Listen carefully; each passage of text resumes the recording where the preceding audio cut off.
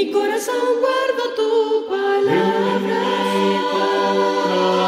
porque es una lámpara a mis pies, alumbra mi camino y me enseña dónde iré.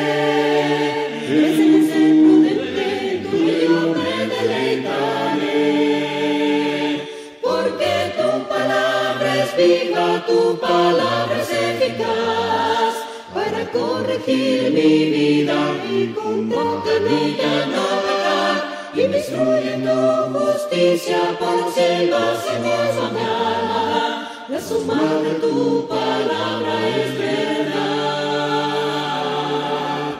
En mi corazón guardo tu palabra,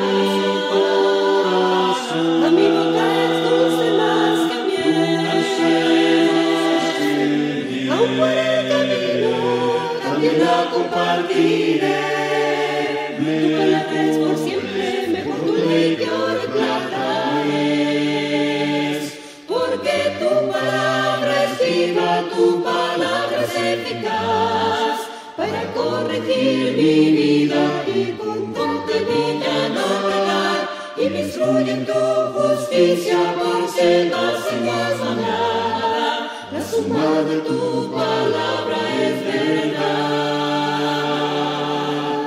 En mi corazón guardo tu palabra,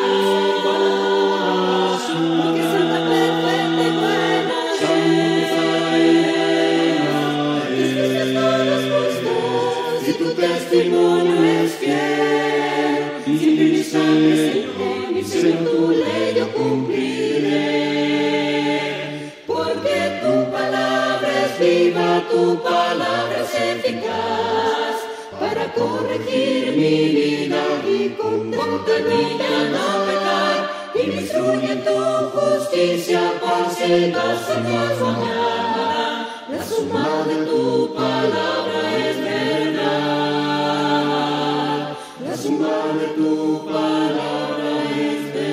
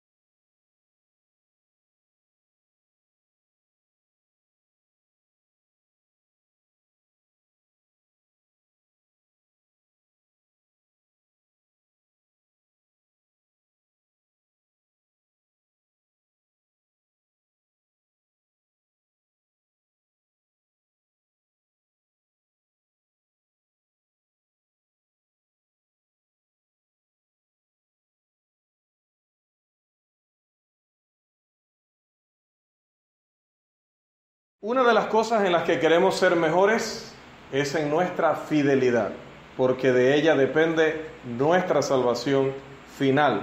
Dice Jesús, pero el que persevere hasta el fin, ese será salvo. Recordaba mientras estaba sentado allí en estos pocos minutos que cuando tenía 14 años me tocó dar un sermón donde estuvo presente uno de los personajes que compone hoy la audiencia. Y al terminar, el hombre me dijo, hay muchas maneras de disparar.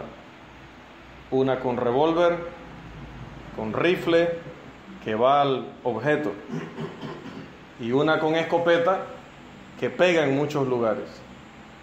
aprende a disparar con rifle y no con escopeta. Al final, la gente no se da cuenta a qué le querías pegar. En todos estos años de formación, de aprendizaje, a los que todavía les falta mucho, ha sido muy valioso ese consejo de nuestro hermano. Gracias, hermano. Y hoy queremos dar en el blanco. Definitivamente hoy es una noche más, un día más, en el que queremos que usted salga por esa puerta con una idea clara, con un aprendizaje valioso, que usted sienta y se vaya convencido de que valió la pena estar esta noche aquí. Y por eso decía que una de las cosas que nosotros más debemos cuidar es nuestra fidelidad, porque nadie será salvo, aunque haya sido bautizado, aunque haya formado parte de la iglesia del Señor, aunque haya realizado grandes obras y se haya entregado en muchos ministerios, en obras de amor, de benevolencia, de evangelismo, de enseñanza, de lo que quiera mencionar. Pero si cuando Cristo vino, no lo encontró fiel. Y por eso hemos iniciado este curso de estudio, cómo mantenerse fiel. Y hemos estado viendo las avenidas espirituales por las cuales el cristiano puede alcanzar ese nivel en el que diga, como dijo el apóstol Pablo, he guardado la fe. Es otra manera de decir, he sido fiel. De cabo a rabo, de la portada a la contraportada, de principio a fin, he sido hallado fiel.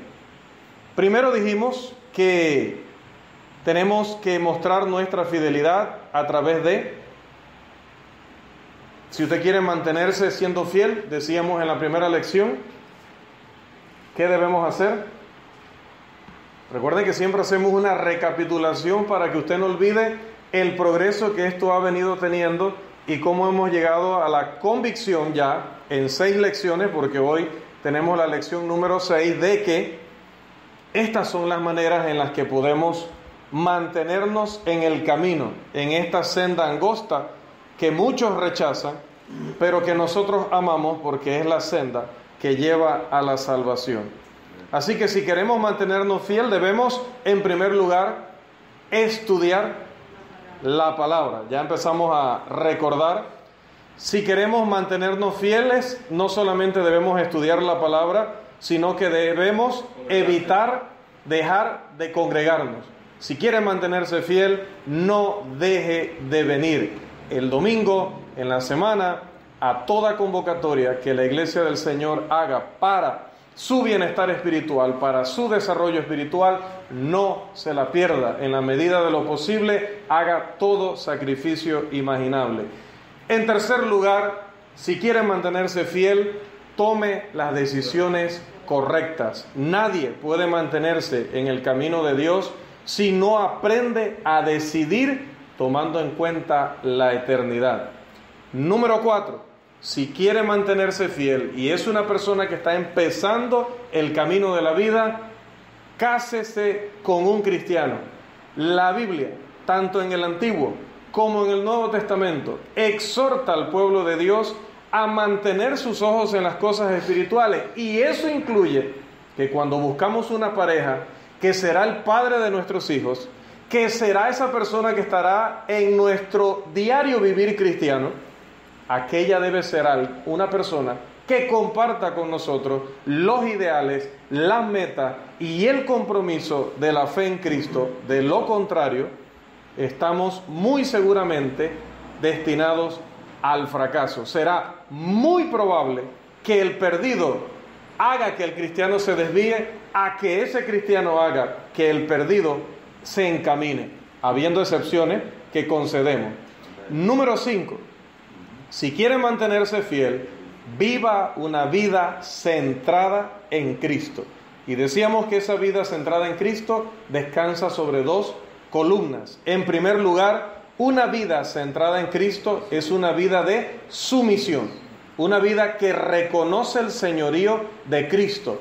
Yo tengo mi manera de ser, me criaron de cierta forma, vivo en tal lugar, es que nuestra cultura, es que nuestra manera de actuar, es que nuestra costumbre, es que la tradición, diga lo que quiera, pero una vida centrada en Cristo dice, ahora lo hago así porque lo dice Cristo.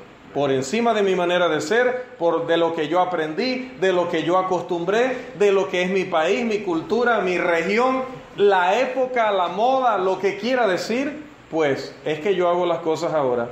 Todo lo que hago, sea de palabra o de hecho, lo hago en el nombre de Cristo, es decir, por su autoridad, autorizado por Cristo. Y número 2, la otra columna de una vida centrada en Cristo es el servicio.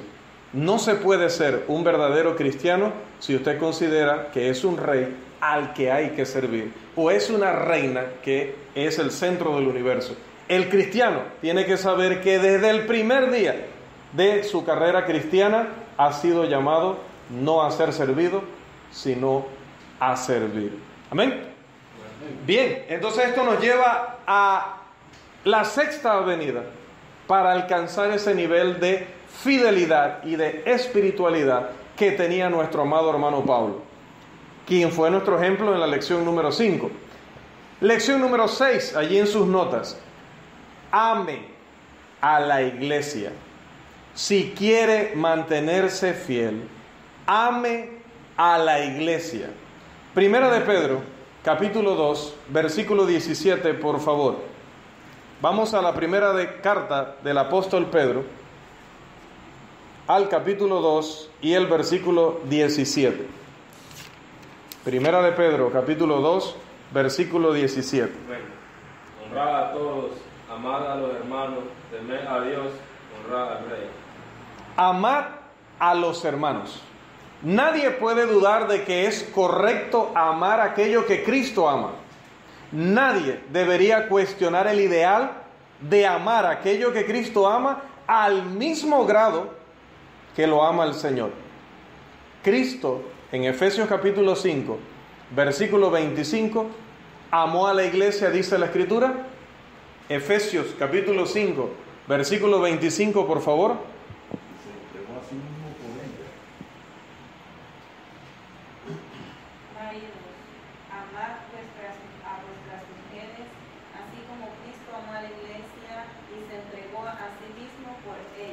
Bien, Cristo amó a la iglesia y se dio a sí mismo por ella. Su amor por la iglesia involucraba un compromiso de darse a sí mismo hasta la muerte, y diría Filipenses, y muerte de cruz. Así que, por decir lo mínimo, nuestro amor por la iglesia debería ser o debería involucrar un compromiso de por vida.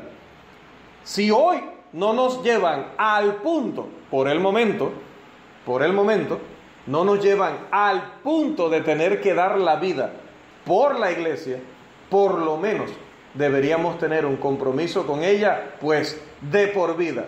Ese tipo de ingrediente o ese tipo de amor es un ingrediente esencial de la fidelidad.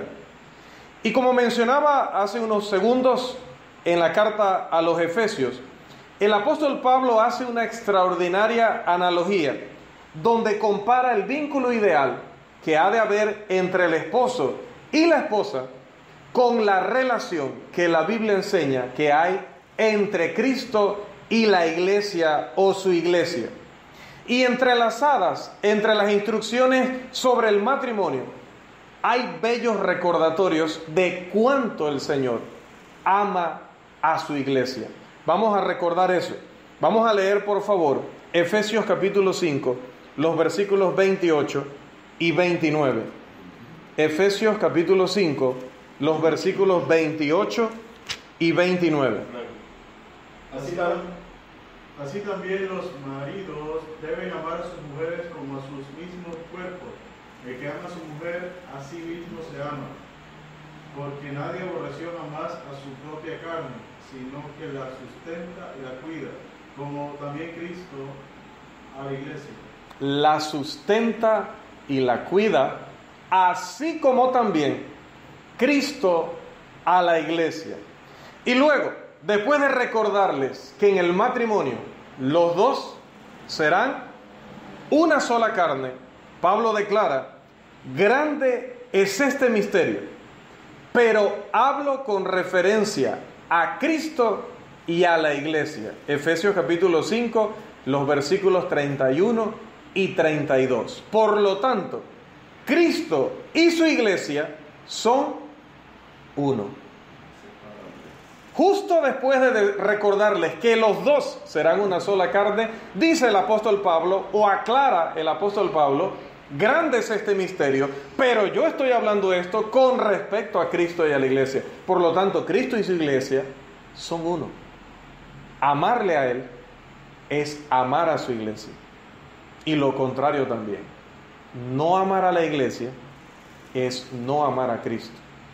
Debería ser obvio, hermanos, que con toda seguridad la iglesia es tan amada por Cristo como odiada por el enemigo de Cristo y de su causa.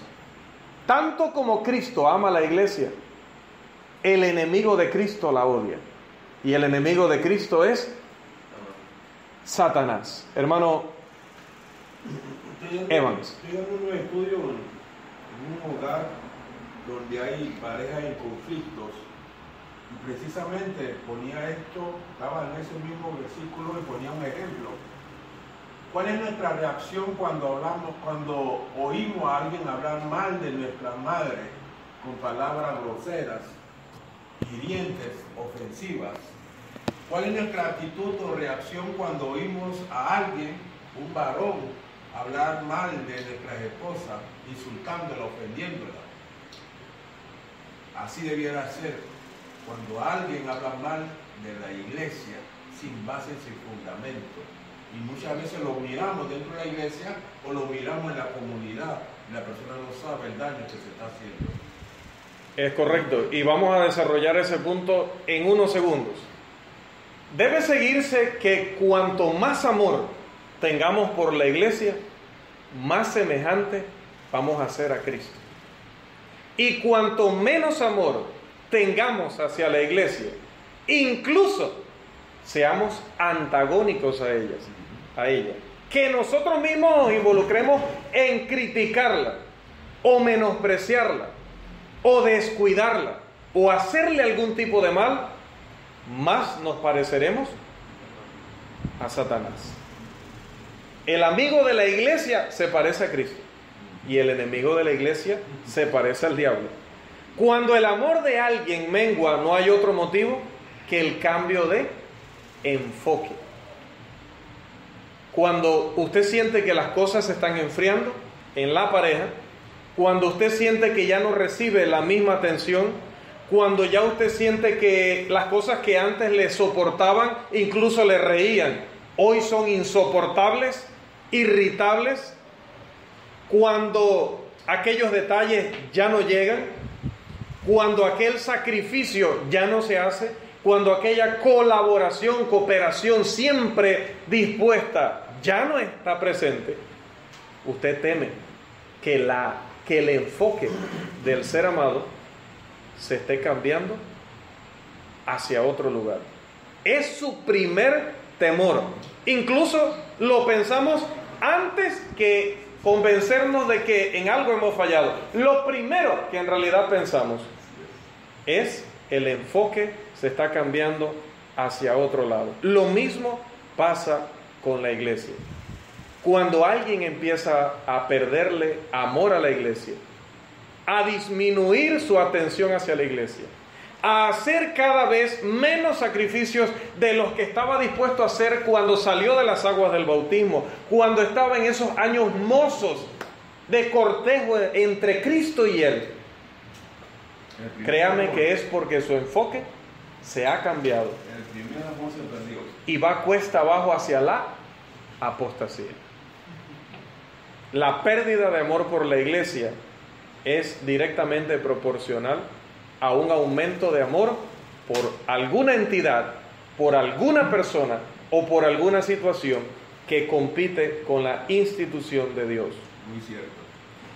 Bien, la iglesia, como decía, es odiada por el mundo. Vamos a leer, por favor, lo que Jesús dijo a los apóstoles en el Evangelio según Juan, el capítulo 15 y el versículo 19. Vamos a recordar lo que Jesús dijo porque ya hemos pasado por allí. No es una palabra novedosa para nosotros, pero sí es importante que la recordemos y la encaucemos en el objetivo de nuestra lección de escopeta. Juan capítulo 15, versículo 19. ¿Qué dijo Jesús a sus apóstoles? Si fuera del mundo, el mundo amaría lo suyo. Pero como no soy del mundo, sino que yo os he escogido entre el mundo, por eso el mundo os odia. Porque no soy del mundo, por eso el mundo los odia.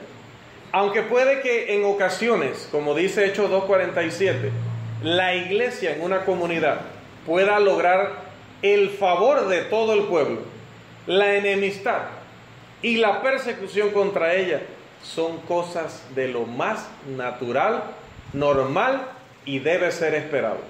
Segunda de Timoteo capítulo 3, versículo 12, por favor. Que tengamos enemigos, envidiosos, contrarios, tropiezos, gente que busque desplazarnos, sino destruirnos completamente. Eso debe ser para nosotros de lo más normal. En guerra avisada no muere soldado, y si muere es por descuidado. Estamos hablando de dichos, hermanos, de generaciones y generaciones y generaciones atrás, pero hoy podemos aprovechar porque si alguna expresión se nos olvida, tenemos una enciclopedia de aquella época. Bien, ¿qué dice segunda de Timoteo capítulo 3, versículo 12? Por favor. También todos los que quieren vivir piadosamente en Cristo Jesús padecerán persecución. Bien. Y hace mucho, hermanos, que nosotros perdimos la identidad como una